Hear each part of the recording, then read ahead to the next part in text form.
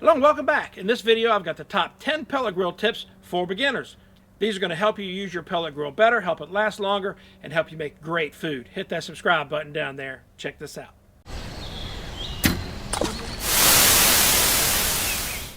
And don't forget, y'all, as usual, there's links to everything used in this video in the description below. So the first tip isn't really numbered, but if you don't already have a beer to enjoy while you're watching this video, go get you one. I'll wait a second. Now stay with me. The last two of these tips are going to be the most important ones, but we got to get through these first. Tip number one.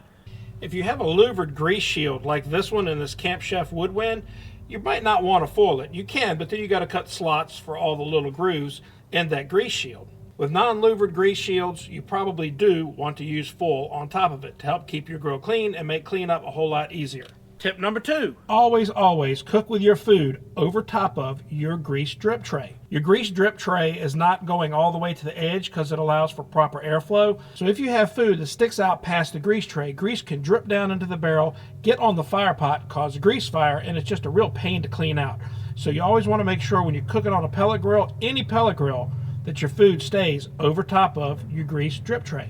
Tip number three. No matter what kind of pellet grill you have, get you a set of these grill grates to put on them. The grill grates are a raised rail aluminum grate system that sits on top of your grill's existing grates. It concentrates all that heat to the surface to give you those wonderful grill marks, which is awful hard to get with a pellet grill without them. They also help crisp up your chicken skin and just make everything grill up a lot better. And there's a link, of course, to the grill grates that fit the Camp Chef woodwind down in the comments below. Do make sure that your grill grates do not hang out past that drip tray like we talked about in that other segment. Tip number four. Most pellet grills are going to have the burn pot and the chamber cleaned either every cook or at least every other cook, because the ash just builds up and new pellets won't ignite on your next cook.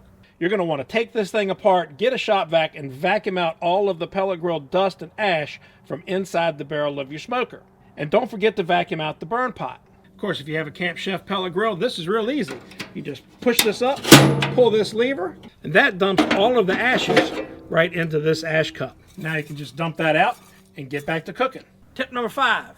Take care of your pellets. You got good pellets you spend a lot of money on. If they get wet or moist, they just don't work good or don't work at all. Or worse, clog up your auger, which completely renders this thing useless until you tear it apart, clean it, and put it back together, which is a real pain in the butt. Protect your pellets by keeping them dry. Store them in a dry place. If you can, keep your grill in a nice dry place like a garage or shed. And if you're not going to be using your pellets for a long period of time, just about every pellet grill manufacturer has a way to easily dump the pellets out of your hopper. Now, if you're going to do that for longer term outside storage of your pellet grill, make sure you run your auger on the feed setting and get all of those pellets pushed out of that auger so they don't turn into a solid block of wood in there. Tip number six, use good pellets. I always use species wood pellets. I do not like the pellets made by a certain company that starts with a T that are just ash or alder flavored with oils. Get oak pellets, get cherry pellets, get hickory pellets, or you can get pellets like this. These are a premium pellet actually made by ground up wine barrels. This was used with oak barrels to age red wine, and I'll put a link to these pellets down in the description below. They're really good and lend a really cool flavor, very different to your chicken, fish, beef, or pretty much anything you cook. Tip number seven, keep your temperature probe clean. This is the temperature probe in mind. Every pellet grill has one of these temperature probes, and if it gets dirty, that's what gives the signal to your board to feed pellets or not feed pellets. And it can really screw up your temperatures and everything on how your pellet grill runs. So always make sure that that tip of that probe is clean and shiny every single cook. Now give me that thumbs up like button for that one. Tip number eight, most pellet grills have an adjustable stack cap on them, and you can set them down pretty low, but I don't recommend it. They don't breathe well. It's best to keep this cap open. This cap's main job in life is to keep moisture, water, rain from running down in this pellet grill, and it needs to breathe. Air is your friend with a pellet grill. So while you'll see some manufacturer instructions say to have about a 1-inch air gap here, I like it all the way open, at least 1.5 inches to 2. That's going to make it breathe a lot better and burn a lot better. Tip number 9, always light your pellet grill with the lid open. As the pellets are fed into the burn pot, your hot surface igniter is getting glowing red hot, and it's going to ignite those pellets. Listen for the change in the sound of the fire. When it sounds like a little rocket engine in there, it's okay for you to close the lid. Tip number 10, Always, if you have a new pellet grill, make sure you burn it off correctly. A new grill has all kinds of different oils and lubricants and anti-corrosive agents and all kind of crap in it that you need to burn off. To do that, get the grill running as hot as it will go. Let it run for about 30 to 45 minutes to burn all that junk off before you do any cooking on it. Trust me, it's going to make the first few cooks taste a whole lot better. Tip number 10, especially if you've cooked on it once or twice before, the grates are going to be pretty nasty. There's going to be stuff on them. I don't care how well you try to brush them off. They're just not going to be clean. There's bacteria and junk like that on there. You need to preheat your grill all the way up to your cooking temperature. If you're doing a low and slow smoke, do yourself a favor. Heat this thing up to over 350. Let it run a good 20, 30 minutes, at least 20 minutes at 350. And then turn it back down to your smoke temperature and start cooking.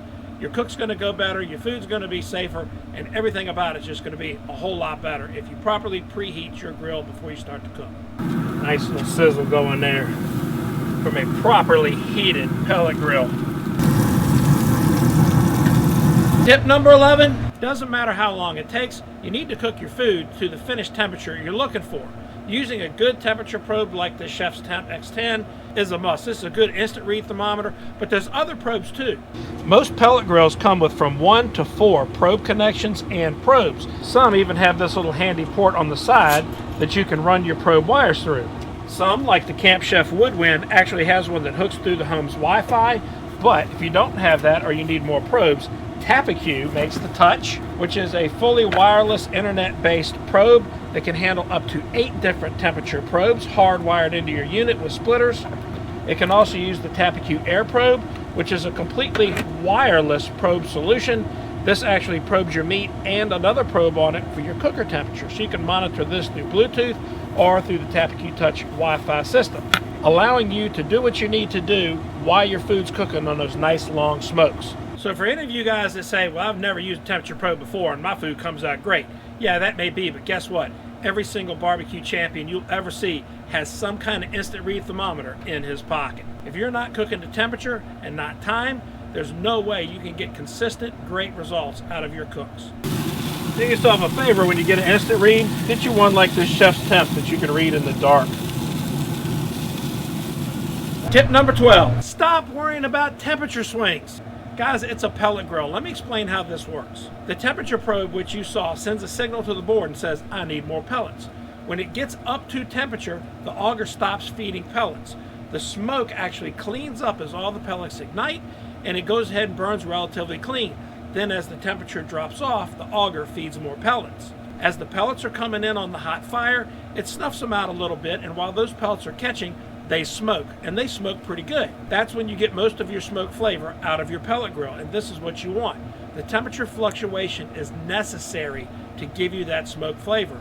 In fact, if you have a grill like the Camp Chef that has multiple pellet smoke settings, you actually are making it have a higher temperature swing to give you more of that smoke flavor. That's how a pellet grill works. As long as it's somewhere close middle of the swing of your temperature setting, that's what you're looking for. Bonus tip, use a grease bucket liner. These things do a great job of making cleanup of your grease bucket a whole lot easier. There you go. Keeps everything clean. When you're done, throw this away, pop another liner in there, you're back in business. If you can think of a tip that I missed that you think should have been included in this video, please leave me a comment below and let me know what you think it is. Don't forget to follow us on Facebook and Instagram. There's links to that in the description below. Now give me that thumbs up like button if you haven't already. Hit that subscribe button down there and the bell icon so you don't miss videos like this one when they come out. Thank you for watching. We'll see you next time.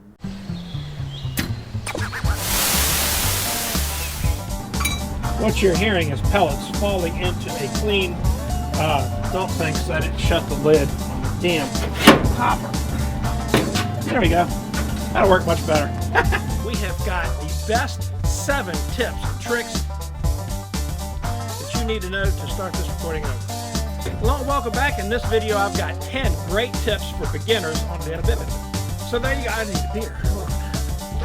First things first.